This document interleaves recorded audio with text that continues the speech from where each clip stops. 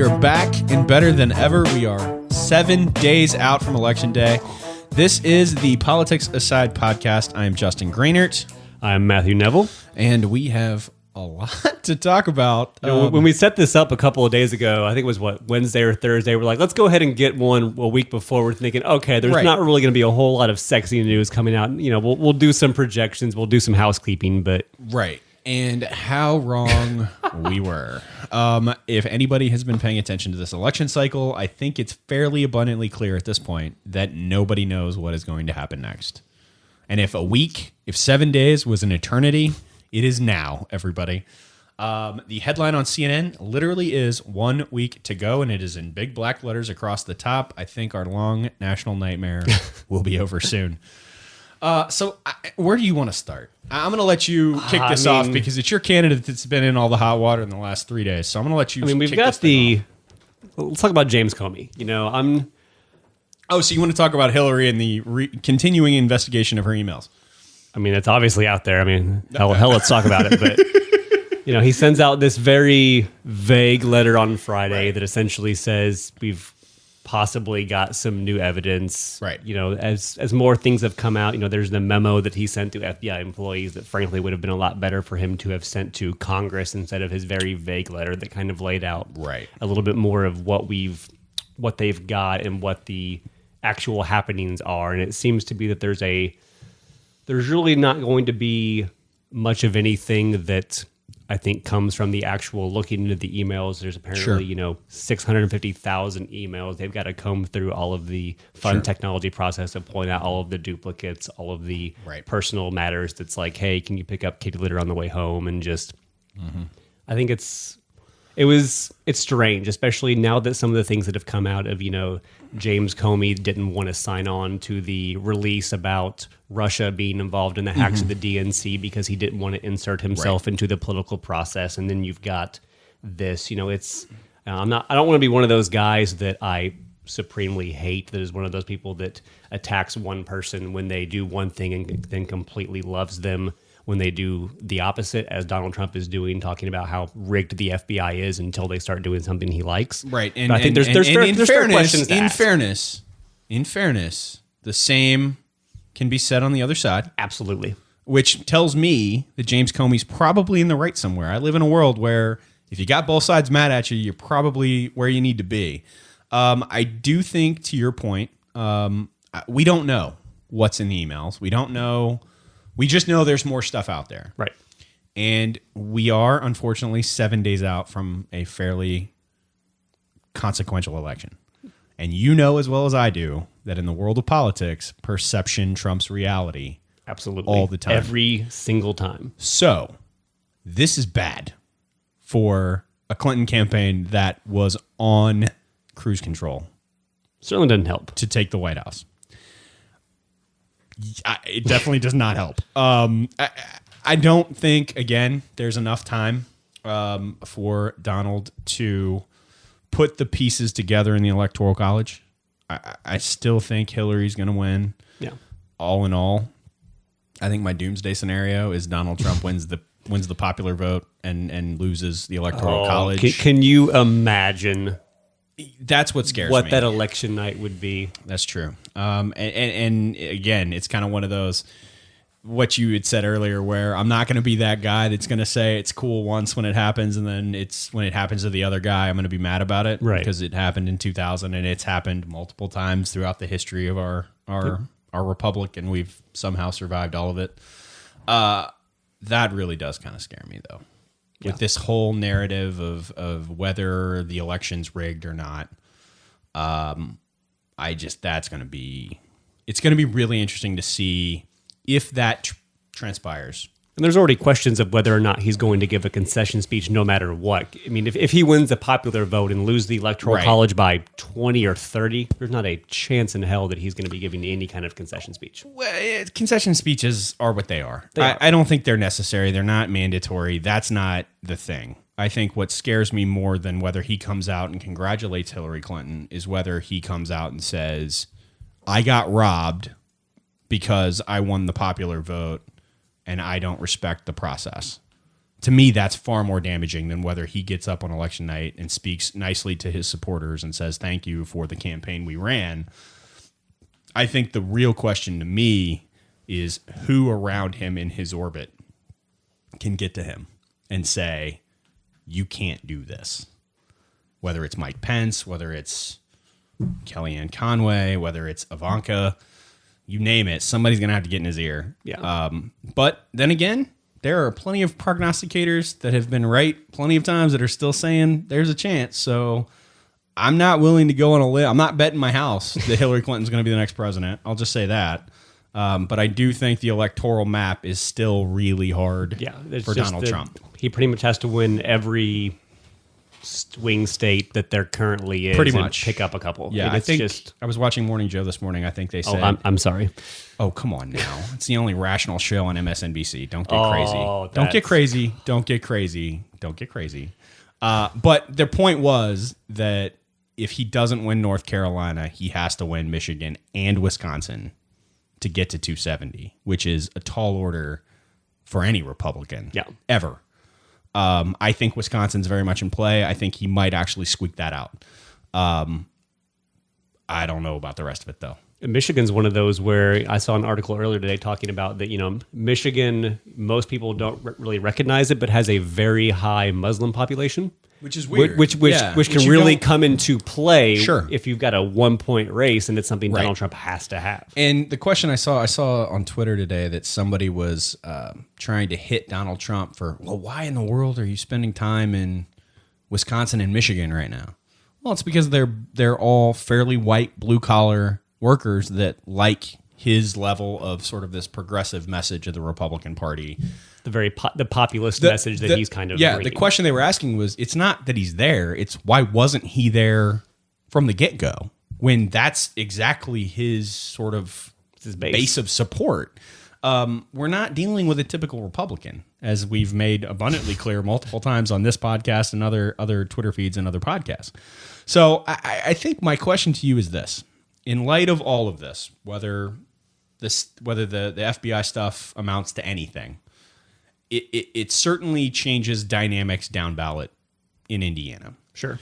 In the fallout of the tapes that Donald Trump had said what he said, there was a lot of polling that showed that Hillary was within low single digits and had a chance.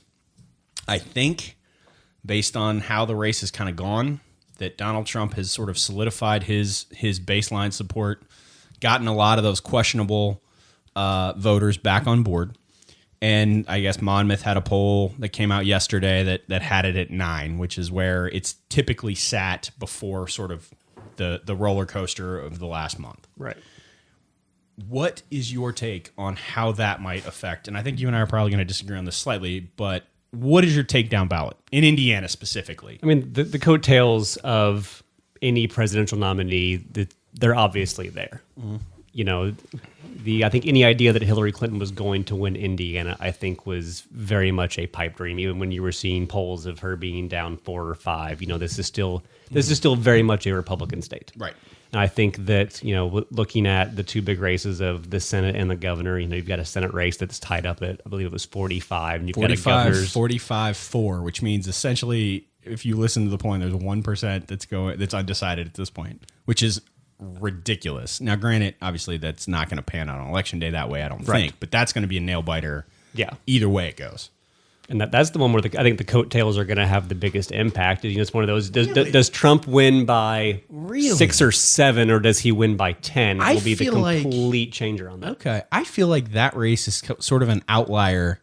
I think the governor's race, honest to God, is going to be the one that the presidential coattails actually help more. More with Pence, because Pence is on the ticket, or just in general. I think one, the governor's race has been a little more low profile. It's been a little less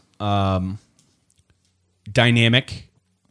There hasn't been a lot of fireworks. They've both kind of played nice in the sandbox. I mean, it's kind of been It's been nice to see compared to what we've seen on the presidential level. Even the nasty ads aren't that nasty. No.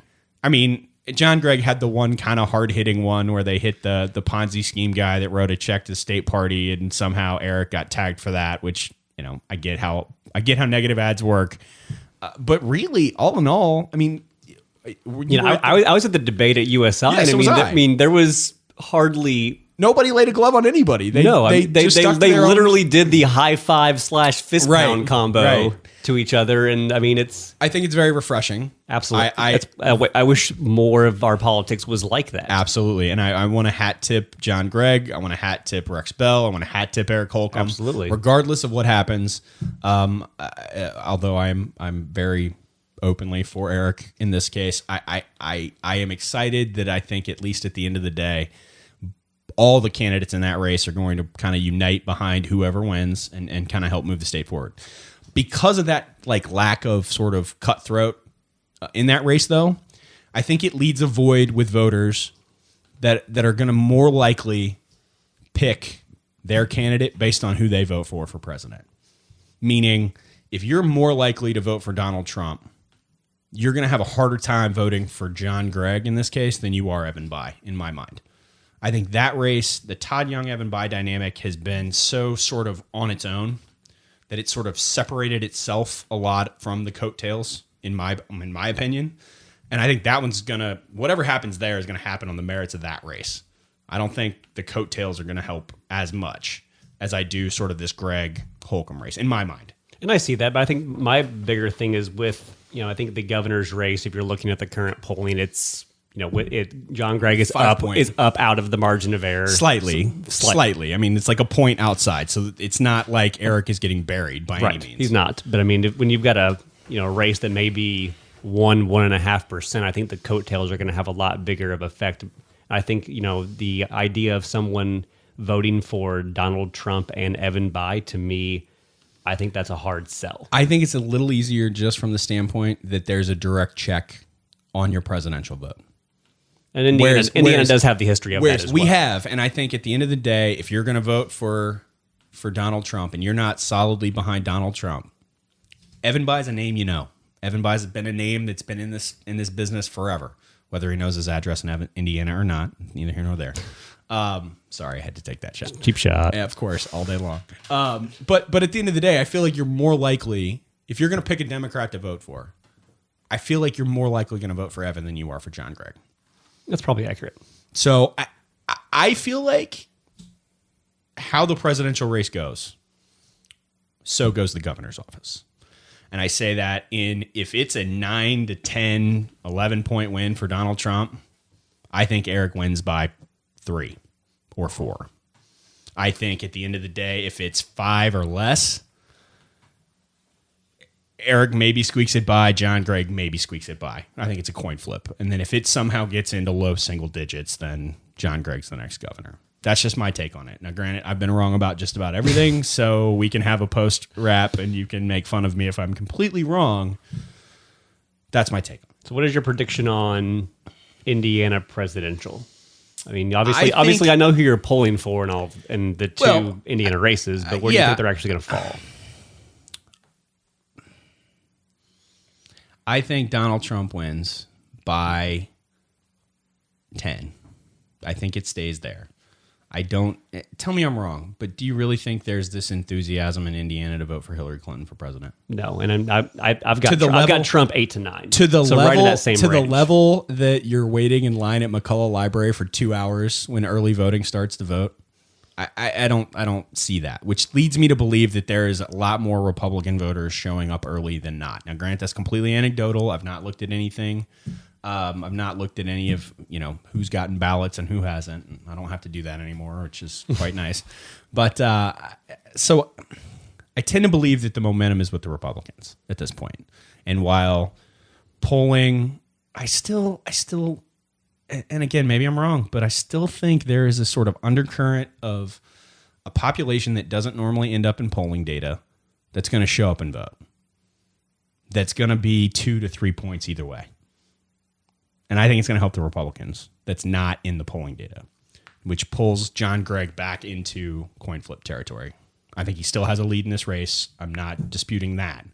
But I think there's probably a 2 to 3 point bump that's not being covered. And the biggest question in those voters is, most of them are going to be going to the polls because they're that excited about Donald Trump. Are they giving a look at all down ballot? Are they hitting the R button and leaving, or are they just hitting Donald Trump and leaving? I think that's going to be the big unknown, the big thing we learn from the exit polls and from everything else is how many undervotes there are, and just kind of breaking all of that down. Because I do agree that I think Trump has really hit a nerve with these people that aren't necessarily Republicans, similar to what Bernie Sanders did with people that aren't necessarily Democrats. And it's going to be interesting to see what effect they have on the down ballots. I do think Todd Young's going to win. I do think Eric Holcomb squeaks it out. I do think we sweep on Election Day. That's my honest to God prediction. But again, I'm not going to be surprised if it's Trump by Greg somehow. As odd as that sounds, nothing at this point is going to surprise me. And that's what I've got it as is Trump by Greg. It's wow. I can't. Maybe one of the two. Maybe it's the partisan in me. No. Because I'm doing this. I'm saying the same thing. So I get it. I'm not saying that you're wrong. I don't think you're saying I'm wrong. I just have a sort of fundamental philosophical disagreement here. But I think one of the two is most likely. I think if it's going to go. The polling data would tell you that my theory is wrong and that it's going to be Trump, Holcomb, or Trump, Todd Young, Holcomb, or Trump, Todd Young, John Gregg. Just the way the polling is right now, I think John's got a more wiggle room to give away than Evan does. I think the likeliest scenario is probably that one. Trump, Todd Young, John Gregg, as much as it pains me. But again, they've both run really good campaigns. Yeah. I mean, you can't fault. Eric Holcomb had 100 days to get an entire operation off the ground, essentially from scratch, really. I mean, there was some rollover from the campaigns, but that's tough to do. I mean, that's a really tough thing to do.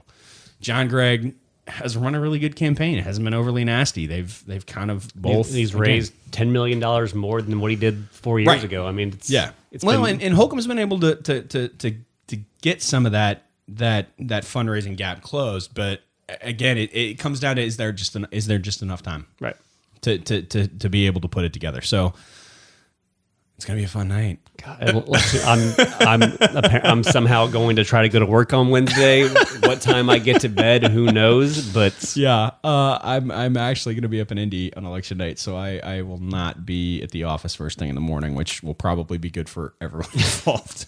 I think either way, I think it's going to be.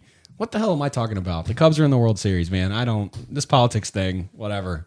I don't care. You want to talk about the Cubs for a minute? No, I'm just kidding. I'm a Braves fan, so I pretty much stopped watching baseball in July. So it's been a rough couple. We're in the middle of a good 10-year rebuild. Right. So I mean, we're getting there. I got faith. Okay, so let's kick it down to the State House a little bit. There's not really many competitive races going on out there. I think Holly Sullivan's safe. I think Rod Bacon's safe. The District 77 race, though, could be interesting. I think it's going to depend kind of, again, coattails.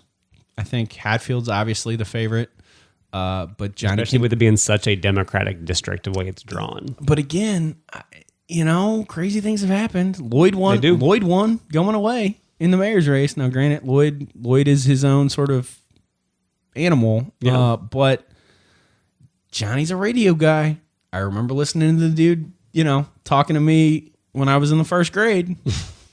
You know what I mean? He does have that nostalgia factor. There's a nostalgia factor. He's been around the district. I think if there's a Republican that can pull it off, it's him.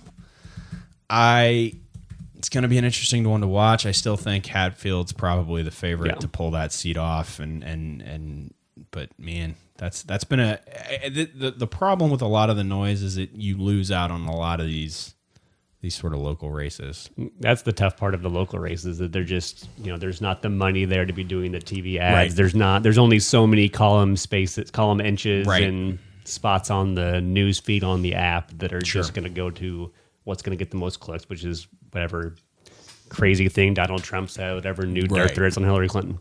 Well, like I said, the Courier Press has done a really good job of covering a lot of these races. They've done interviews with all of the candidates. They've recently let their endorsements out.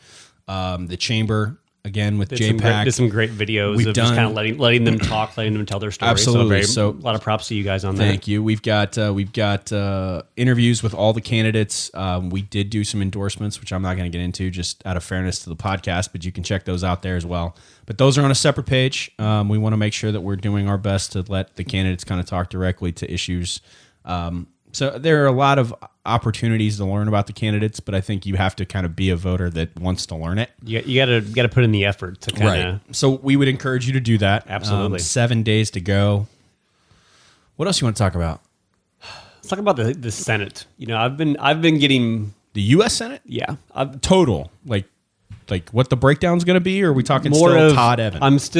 I keep seeing there's Richard Burr, the senator from North Carolina, out there saying that, man, that's going to be a tough race. Talking about that if he's reelected, he's going to make sure that with the Supreme Court that the vacancy still exists in 4 years. You've got John McCain essentially saying he's going to block any nominee that Hillary Clinton may put up. It's just it's for starters, it's bugging me. For starters, I agree. I get where we're coming from in an election year like that. With a split Congress in Washington, to be very cognizant of how that works. And this isn't a normal Supreme Court seat. Let's be real. This is not President Obama replacing a Democrat, a liberal on the court. This is the seat that flips theoretically ideological precedent. And I think, honest to God, a lot of the pandering right now is you've got John McCain in the fight for his life. You've got Richard Burr in the fight for his life. I'm not 100% sure that at the end of the day, we're going to have 8 members of the Supreme Court in 4 years. I don't think there's any way that happens, even if the Republicans keep the majority and Hillary Clinton wins the White House. I think as the polls shrink, I think it is more likely that the Republicans do keep a 1-seat majority. I have a hard time thinking that they're gonna keep that seat for 4 years. That's just crazy. I think but it's also crazy that they've done it for 9 or 10 months so far too. I don't think it's that crazy. I think that is much less crazy than this idea that we're just going to keep it open in perpetuity and have an 8-person court. Well, if they try that, the Democrats are just going to kill the filibuster and it's going to be done and over with. Well, again, but the Republicans are going to keep the Senate and we're going to gain in 2 years. I think it's going to be 50-50 with Tim Kaine breaking the ties. Richard Burr, it's going to come down to Evan Bayh. That's going to be the one that swings it, whether it's 50-50 or 51-49. That very well could. I think Richard Burr is in more trouble than most people thought he would be, though. Mm-hmm. That could be one that could go the wrong way as a Republican. That could be the other deciding vote. But Indiana, it's an important race. Absolutely. Up in New Hampshire, you've got Missouri, you've got Wisconsin. But again, I think this is where the email thing helps the Republicans. I don't think it helps them necessarily. I don't think it helps Donald Trump win the White House. No. Again, I think the map is what it is at this point, and it's really hard for Donald Trump to win enough states to get to 270. I think Hillary wins 279. I think there's going to be a couple of surprises that we didn't see coming necessarily. I think Wisconsin could go for Trump, which hasn't happened in a long time. I think North Carolina is solidly blue. Mm-hmm. I saw a poll recently, like today, that Virginia's getting tight again, which Donald Trump walked away from months ago. Mm-hmm. So there's a lot of moving parts here, but I still think that's where this email thing, I think, is going to help the Republicans the most. As you shrink that number that Hillary Clinton is leading in some of these swing states, you put the opportunity for down ballot Republicans to get the small bump they might need to win. Back to the court, again, I think you're hearing a lot of things that you're going to hear in an election year that aren't necessarily going to pan out or hold water for very long. Like, it's just irresponsible. And if it was its own separate thing, if Antonin Scalia had passed away yesterday and they were saying this, that would be one thing. Right. But the fact that they've been doing this for months and months is what tells me if they've got no issue of doing it then. I mean, their entire rationale for doing it then was we need to let the voters decide. And now those same people are saying, well, we don't really like. No. Not the same people. If Mitch McConnell starts saying that, if Chuck Grassley is the chairman of the Judiciary Committee starts saying that, then you've got a problem. Two guys that are literally fighting for their political lives, I think, whether it's right, wrong, or indifferent, are not necessarily going to be held to that. Well, they won't necessarily hold themselves to that. I'll say that. I think the voters will, but in Senate terms of 6 years, you just have... It's just sad to me to see John McCain be one of them. I've always had so much respect for John McCain, in politics and out, and to see, a guy who, in fairness, he did walk it back relatively quickly. I'm thinking more of, he endorsed Donald Trump, a guy who said that John McCain wasn't a war hero, and then he took it back, and it's just I don't know. I don't even know if I want to get into John McCain. It's just I don't want to. I'm not the biggest John McCain guy in the world, so if you want to have a diatribe, I will let you have 3 minutes of unadulterated airtime. I just had to get that out. I feel better. Fair enough. Okay, good. Because that's really what we're here to do, is help Matt Neville. I gotta have my outlet. I got many issues in that, and I gotta get them out somehow. All right. Well, what else you want to talk about? We've got a couple more minutes left. I think we have some questions. Did we not? As I recall. All right. Yes. Adam asks, what types of obstacles would someone have if they wanted to run locally as an independent? Not as many as you would nationally. Absolutely. I think the one thing about politics that we know about is that it's all local. And I think you've got a lot more options. I don't know that the party structure is as strong anymore as it once was.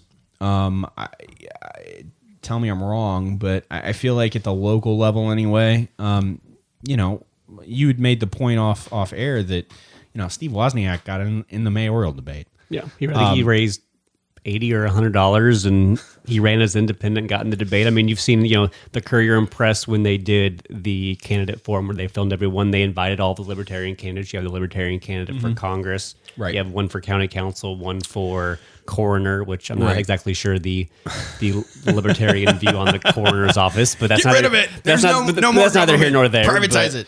Sorry, I don't think that's true. I was just being flippant. I apologize. I think, especially on the local level, the party structure isn't as important, just because you've got plenty of people who may be diehard Hillary Clinton supporters or diehard Donald Trump supporters. They're going to vote for somebody across the aisle simply because they've known them for 30 years, because they live next door. I think at the local level, it's not as much the party affiliation as it is who you know and what is your base of support. Right. I mean, if you've got friends that think your ideas are great, at the local level.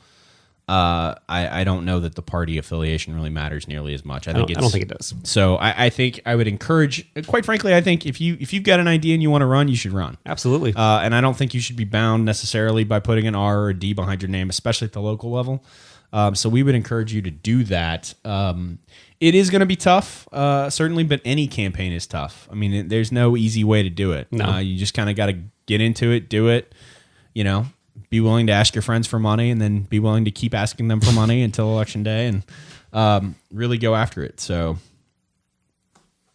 that's kind of they're pretty well covered. I mean, if you're interested in getting involved, that's one of the best ways of getting involved. Put your name on the ballot. Absolutely, it's a big jump to make, but it's and there are some candidate schools out there. I know the Chamber does one that we host. The Farm Bureau has a really good one. So I would encourage you to look into some of those opportunities, kind of learn what goes into the nuts and bolts of a campaign in a nonpartisan sort of format. Just the basic stuff that everyone does of, media plan and creating the different budgets and fundraising and how to make the hard asks and all of the as you said, the nuts and bolts of things that whether you're running as a Democrat, Republican, Independent, Libertarian, Green Party, Constitution Party, whatever party you may be, it's still going to be that same nuts and bolts of running a campaign. Yep. That was what I would encourage you to do. I think you forgot Pirate Party. I'm going to let Neville cover that next time. Cody asks, how has 2016 changed the dynamics of conventional campaigns? What is so different? I think we haven't seen very many conventional campaigns at the top, at least. Right. And the ones that have went by the wayside very quickly. Well, yeah, no, I think that's absolutely true. I think the personalities involved, I think, certainly make this a very unique year. On the Democratic side, you have a former First Lady a former United States senator that people have known for the last 30 years. You have on the Republican side a showman, businessman, over-the-top personality that doesn't fit the profile of a typical presidential campaign. I think as we have seen, 2006 was the last kind of non-social media campaign. And I think as social media has evolved and grown in terms of stature, I think there are new ways that people get their information, not necessarily... That's good not ways. Necessarily a good thing. No, it's often not a good thing because especially on social media, it's so much just of the absolute misinformation. But there's also the problem of the lack of trust in the typical institutions that Americans have long trusted. The mainstream media gets crushed for a lot of things. And you saw CNN today fired Donna Brazile because apparently there were emails that she was floating questions to Hillary. You have this sort of inherent lack of trust. And quite frankly, the Trump campaign has helped throw fire on all of that, too. I was going to mention that. Yeah, I'm not saying that it is or it isn't. And I think that the world of politics is still trying to grapple with how to handle sort of social media in a lot of ways. I think, have you read David Plouffe's book about the 2008 campaign? Yep. Audacity to Win? Yep. Fascinating book. If you're a political nerd and you're... Which if you're listening to this podcast, there's a good chance you probably are. You probably have already read it. But even as a Republican, it was fascinating to see how they thought outside the box. And really, to win the nomination against a highly favored Hillary Clinton, they played the delegate game. And they took every delegate they could find and sort of went around the superdelegate process and ended up winning the nomination in a way that...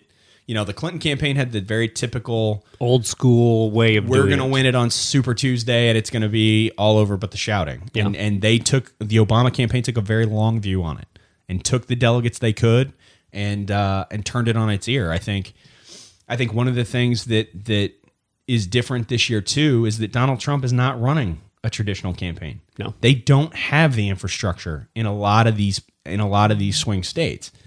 The question becomes, as we saw in the primary, how much does the traditional grassroots campaign hurt him? Every other presidential nominee, every other Republican nominee for president had a better grassroots campaign than Donald Trump, and he wiped the floor with all of them. Hillary Clinton's got 300 offices in Pennsylvania. Donald Trump has like 4. Granted, she's up 11 in Pennsylvania. I don't think that's going to be a problem, but there are some of these states where how much does the enthusiasm gap help? Again, the ABC Washington Post tracking poll has the enthusiasm gap at +5 for Trump. Essentially, Hillary Clinton's get out the vote campaign is set up to stop the bleeding on that. You're trying to get Democrats to go vote that aren't necessarily as thrilled to vote for her as the Republicans are to vote for him. They're more likely to go vote. I don't know that translates in future campaigns. I think Donald Trump is this weird sort of anomaly that can get away with things that any other nominee for president would have, their campaigns would have been over before they even started. So what's your take? I've talked long enough. I'm a big fan of the 538 podcast, and they had one on the 1992 election that, there's a lot of similarities between Ross Perot and Donald Trump. You have two people that were very independently wealthy, that were not a part of the political system, that kind of jumped in with this very populist mentality of Republicans are bad, Democrats are bad, I'm good, I'm going to fix all of the problems. I think it's, the biggest difference is that Donald Trump ran in a primary and has this party support. And I think this is very much an outlier campaign. I certainly hope so. I think we both do. I hope this isn't, that the debates that we saw and the very volatile way that politics has become is going to be an outlier. And that's my hope, at least. But it's interesting to look at the similarities between Ross Perot in 92 and Donald Trump in 2016. And you look at 92, that is sort of an outlier. I mean, you had an independent get double digits in support. 19% of the vote. Right. And Bill Clinton... After dropping out of the race for a month and then getting back in. And Bill Clinton won vastly less than 50% of the vote. Like, there was no real mandate there other than he was the new guy that defeated an incumbent president. Now, granted, he had control of Congress in 1992, which is very, helpful to him. But then they turned around and lost the majority in 94. So, I hope this is an outlier election, regardless of what happens. But I have a funny feeling, as you know, once precedent gets set, things sort of can move a certain way. So, look, campaigns are forever going to evolve. As we move away from TV, as we move away from cable and move more into streaming. I mean, Hulu and Netflix, people are cutting the cord. The NFL isn't as popular as it used to be. There's a lot of things that are outside of the political realm that I think political consultants and political gurus are going to have to get their head around. But at the end of the day, campaigns are going to continue to happen. And as best practices sort of come, you're going to change the way things do. I mean, we don't have a strong party system anymore.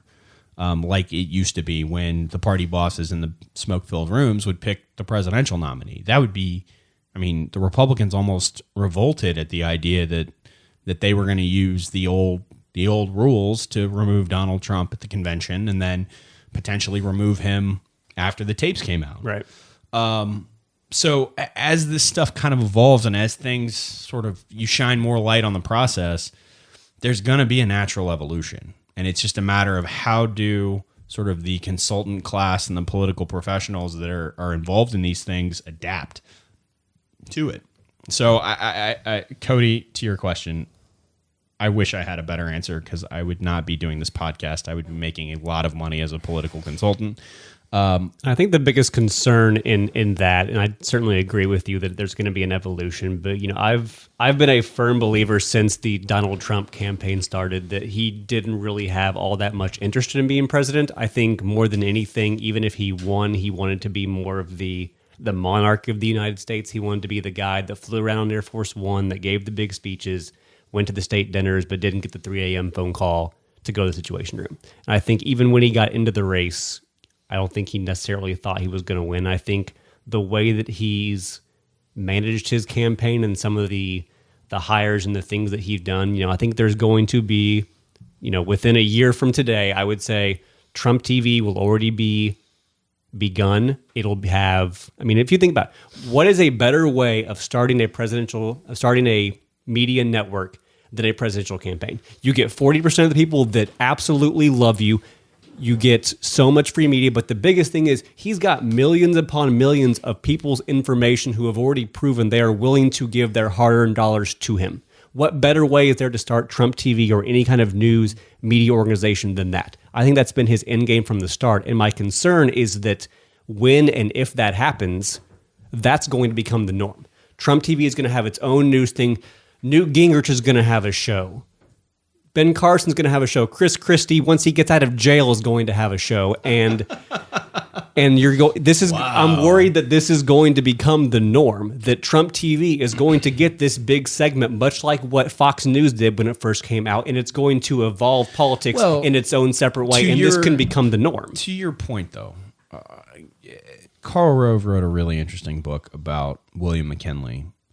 Not that I'm trying to gratuitously hawk books today, but at least, hey, I've got a Democrat and a Republican now.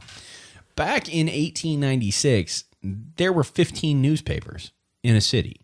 And if you wanted to hear what you wanted to hear, you just bought the newspaper that gave you the perspective that you wanted to. Media being sort of divisive and having their own spin, that's always been around. So to your point, yes, I do think that is interesting. But with social media, with the internet, if it's not Donald Trump, do you really think Newt Gingrich is going to be squashed?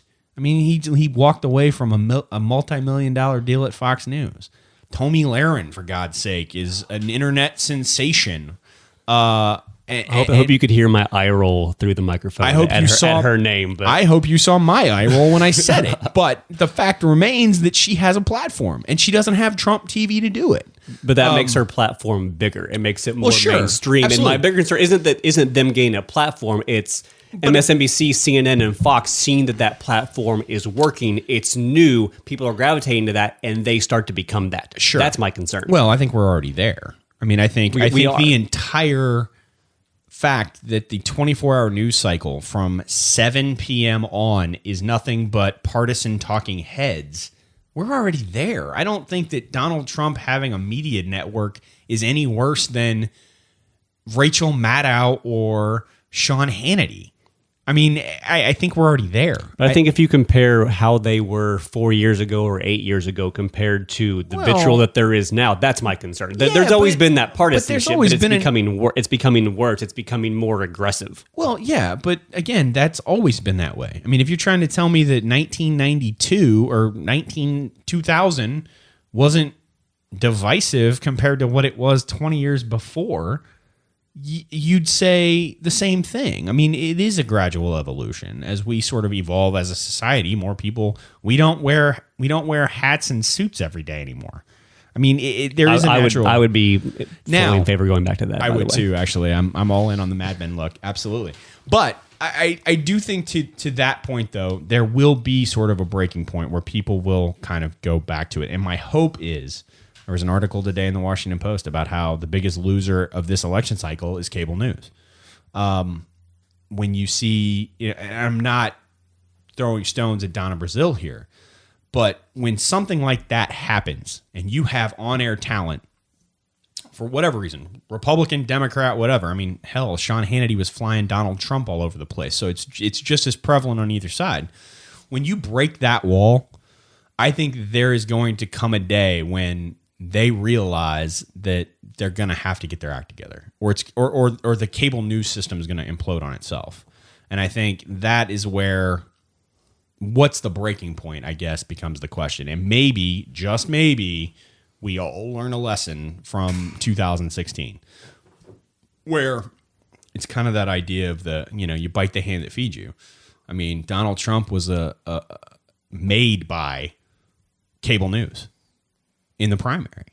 I mean, he got nothing but free. He spent $50 and bought everybody a Coke and was the Republican nominee because he got $2 billion worth of free advertising because every morning that's all anybody talked about. Yeah. And now they're all mad because he's crushing the mainstream media for being unfair to him. And I think once, I hope that they all kind of can take a step back and realize there's a place for talking heads. There's a place for ranting and raving and having an opinion that sells and getting back into the news business. And I hope that we find that day sooner because, again, when we start undercutting our faith in the media and being able to get just the news, just the facts, that becomes the problem. So I don't know. But to your point, yes, Donald Trump is going to have a massive news network, and it's going to make him a massive amount of money. That's what he needs is more of that. No, well, hey, we don't know his tax return, so we don't really know how much money he has. That's true. In fairness. Yeah, your mentioning of wearing suits reminded me of probably the most, I don't know if it's my favorite poll, the most astonishing poll number that I saw was that I forget the polling company that did it, but it was one of the mainstream ones. They polled Hillary Clinton supporters and Donald Trump supporters on, since the 1950s, would you say society has gotten better or worse? 70% of Hillary supporters said it's gotten better. 72% of Trump supporters said it's gotten worse.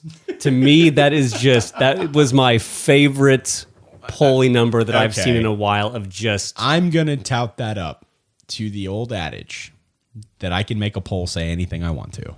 So unless you've got facts and polling data, I will find the guts off air for you. You need to send that to me because I find that seems a little much for me. But anyway, you got anything else for us, Jason? Off air? No, we're good to go. All right, everybody. I think Matt, you good? Yeah, I'm good. I mean, we'll have an election breakdown.